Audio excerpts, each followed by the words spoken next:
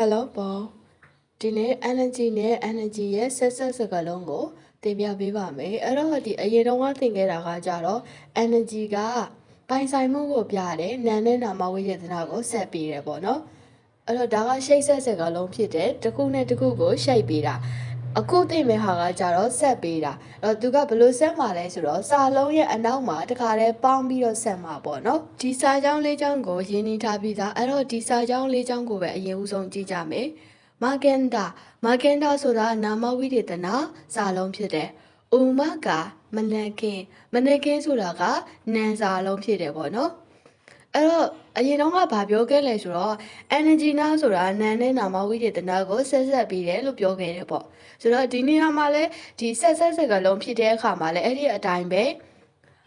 မာဂန်ဒါဆိုတဲ့ဒီနာမဝိသေသနာစာလုံးပေါ့ဘေးနာမဝိသေသနာစာလုံးမဆိုဒီစာလုံးရဲ့နောက်ဆုံးမှာ RAEO ဆိုတဲ့တရားစာလုံးနဲ့စုံတဲ့အခါမှာဒီ energy ကိုပေါင်းပေးရတယ်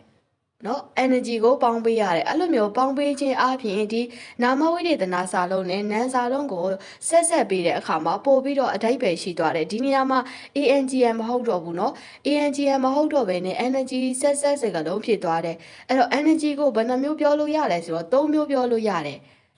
ပထမဆုံးတစ်လုံးကကဏ္ဍပေါင်းလို့ခေါ်တဲ့ငါးတန်ထွက်တယ်နောက်တစ်ခုကပိုင်ဆိုင်မှုကိုလည်းပြတယ်နာမဝိသေသနာနဲ့နာမ်ကိုလည်းရှိတ်ဆက်ပေးတယ်ရှိတ်ဆက်စကားလုံးဖြစ်တယ်နောက်တစ်ခုကအခုတင်တဲ့ဆက်စကားလုံးဆိုတာဘလို့နေရာတွေမှာဆက်ပေးလဲဆိုတော့နာမ်နဲ့နာမဝိသေသနာကိုဆက်ပေးတယ်ဘယ်တော့အခါမှာဆက်ပေးလဲဆိုရင်နာမဝိသေသနာဆိုတဲ့စာလုံးက RAEO ဆိုတဲ့တရားစာလုံးနဲ့စုံတဲ့အခါမှာဆက်ပေးတယ်ဘယ်နေရာမှာဆက်ပေးလဲဆိုတော့နာမဝိသေသနာစာလုံးမှာဆက်ပေးတယ်နားလည်မလားမသိဘူးเนาะဒီလောက်ဆိုရင်အိုမဂါဆိုတဲ့စာလုံးဟာနာမ်ဖြစ်တယ်မာဂန်တာဆိုတဲ့စာလုံးဟာနာမဝိသေသနာစာလုံးဖြစ်တယ်အဲ့တော့မာဂန်တာဆိုတဲ့စာလုံးမှာ A ဆိုတဲ့စာလုံးနဲ့စုံထားတယ် R ဆိုတဲ့စာလုံးနဲ့စုံထားတယ်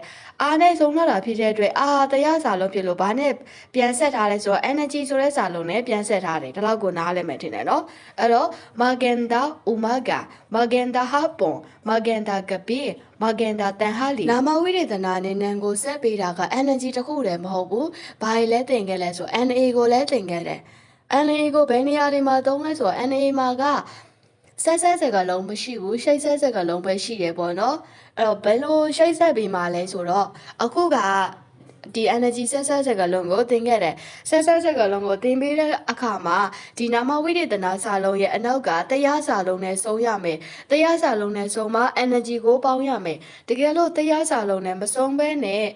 ပြီးစာလုံးနဲ့ဒါစုံနေမယ်ဆိုရင် NA နာကိုတိရှားပြီးတော့ဆက်ပေးရမယ်ပေါ့နော်ဥပမာအနေနဲ့ကြည့်ရအောင်ပထမဆုံးစာလုံးကမဆရပ်အရသာရှိတော့ပကာအေအစားမဆရပ်ဆိုတဲ့စာလုံးဟာနာမဝိသေသနာစာလုံးဖြစ်တယ်ပကာအေဆိုတဲ့စာလုံးဟာနာမ်စာလုံးဖြစ်တယ်အဲ့တော့ဒီမဆရပ်ပြန်နောက်မှာတရားစာလုံးမဟုတ်ပဲနဲ့ပြီးစာလုံးဖြစ်နေတယ်ပြီးစာလုံးဖြစ်တဲ့အခါမှာဘာဆက်မှလဲဆိုတော့ဇောနာကပြောခဲ့တဲ့ NA ဆိုတဲ့စာလုံးကိုဆက်မယ် NA ကိုဆက်တဲ့အခါမှာဘယ်လိုဖြစ်သွားမှာလဲဆိုတော့မဆရပ်နာပကာအင်မဆရာလို့မဖတ်ဘူးเนาะမဆရာဆိုရင်ပျော်ရွှင်သောအစားအစာဆိုပြီးဖြစ်သွားမယ်เนาะမဆရာနာပကာအင်အရသာရှိသောအစားအစာဒီလိုဖြစ်သွားမယ်เนาะ